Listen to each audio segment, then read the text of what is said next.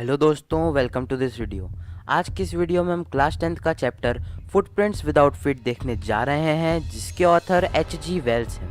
अगर आपको ये वीडियो अच्छी लगे तो इसे लाइक कीजिए, चैनल को सब्सक्राइब कीजिए और सजेशंस कमेंट बॉक्स में दे सकते हैं। दो लोग बेंच पर बैठे थे और अचानक से उनके सामने फुटप्रिंट्स अपीयर होने लगे। वो लोग ये देखकर बहुत डर गए। फिर उन्होंने उन फुटप्रिंट्स को फॉलो करने की कोशिश करी, पर वो फुटप्रिंट्स धीरे धीरे गायब हो गए।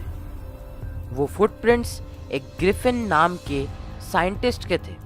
वो बहुत इंटेलिजेंट था और वो बहुत दिन से इनविजिबिलिटी का फॉर्मूला बनाने का ट्राई कर रहा था और वो बनाने में सफल भी हुआ। ग्रिफिन इंटेलिजेंट तो था लेकिन लॉलेस था। वो बहुत जल्दी गुस्सा हो जाता था।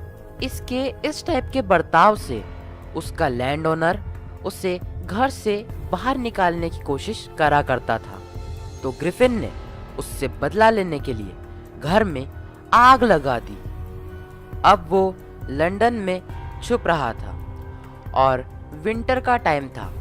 उसे इनविजिबल होने के लिए कपड़े निकालने पड़ रहे थे। तो वो जल्दी से एक स्टोर में जाता है और वहाँ से कपड़े चुरा के पहन लेता है और रेस्टोरेंट में जाकर किचन में से खाना खा के वहीं सो जाता है।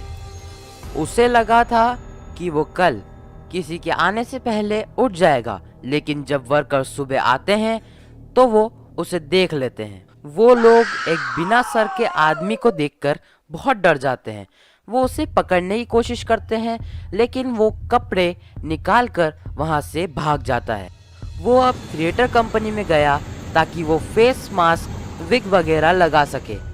फिर वो दुकानदार पर पीछे से हमला करके सामान और पैसे चुरा लेता है और फिर वो वहाँ से बचने के लिए लंदन के एक छोटे से गांव इपिंग में जाकर एक लोकल इन में रूम बुक करता है।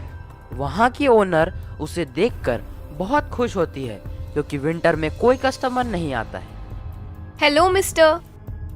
मैं यहाँ इसलिए आया हूँ क्योंकि मैं अकेला नहीं होना चाहता और डिस्टर्ब नहीं होना चाहता। मेरा एक्सीडेंट हो गया था और मेरा फेस भी एक्सीडेंट में खराब हो गया। ये एक पागल सा साइंटिस्ट लगता है, पर इसने एडवांस भी दे दिया है, तो मैं इसका गुस्सा और स्ट्रेंज हैबिट्स हैंडल कर सकती हूँ। चोरी किए हुए पैसे ज्यादा दिन न चल पाए। उसके पास पैसे खत्म हो रहे थे। मिसेस हॉल उससे पैसे का पूछती है तो वो बोलता है कि हाँ, मेरा चेक 2-3 दिन में आ रहा है। उसको आगे भी होटल में रहना था तो उसको पैसों की जरूरत थी। तो उसी दिन वो जाकर एक क्लर्जी यानी प्रीस्ट के घर चोरी कर लेता है।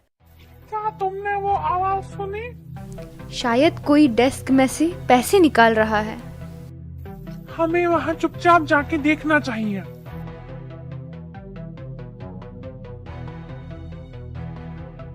पर ये क्या, रूम तो खाली है। पैसे भी गायब हैं। पर ऐसा कैसे हो सकता है?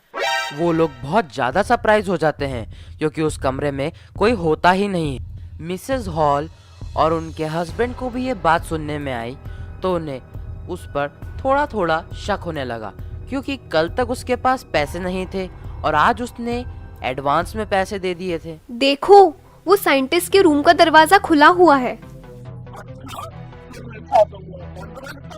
हाँ, वो अपने रूम में किसी को आने भी नहीं देता है और अगर उसके रूम के पास कोई दिखता है तो वो गुस्सा करता है। चलो आज हम उसके रूम की तलाशी लेते हैं। हमें इस चांस को हाथ से नहीं छोड़ना है। हमें उसकी स्ट्रेंजनेस के बारे में पता चल ही जाएगा। यहाँ पर कोई भी नहीं है।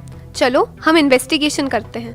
बेडशीट ठंडी है, इसका मतलब वो काफी देर पहले से उठ चुका है। और हाँ, उसके कपड़े भी फैले हुए हैं। मुझे मेरे कान के पास किसी के सूंघने की आवाज आ रही है। और यहाँ पर तो कोई भी नहीं है। अचानक से बिस्तर पर पड़ी हुई हैट आकर मिसेस हॉल के मुंह पर लग गई और अचानक फर्नीचर हवा में उड़ने लगा। वो दोनों इससे डरकर बाहर भाग गए और अपने आप चेयर ने डोर लॉक कर लिया। मुझे तो ये कमरा भूतिया लगने लगा है और ये भूत भी उस पागल साइंटिस्ट की वजह से आए हैं। उस चेयर पर मेरी बूढ़ी माँ बैठा करती थी। क्या तुम्हें लगता है वो मुझ पर हमला करेंगी? अब मिसेस हॉल को पूरा शक हो गया था कि ये साइंटिस्ट कुछ गलत काम कर रहा है। मिसेस हॉल ने सीक्रेटली जल्दी से विलेज कांस्टेबल मिस्टर जेफर्स को बुलाया। मिसेस हॉल ने इतने में ग्रिफिन से पूछा, मैं जानना चाहती हूँ कि तुम मेरी चेयर के साथ कर क्या रहे थे, और मैं जानना चाहती हूँ कि तुम खाली रूम से बाहर कैसे आए और तुम एक बंद रूम के अंदर कैसे गए। तुम उस वक्त रूम में नहीं थे जब चेयर उड़ी थी, तो फिर दरवाजा अपने आप अंदर से लॉक कैसे हो गया? तुम्हें पता है मैं कौन हूँ? अभी दिखाता हूँ। अगर मैजिस्ट्रेट का ऑर्डर है तो मुझे उसे पकड़ना ही पड़ेगा, सर के या बिना सर के।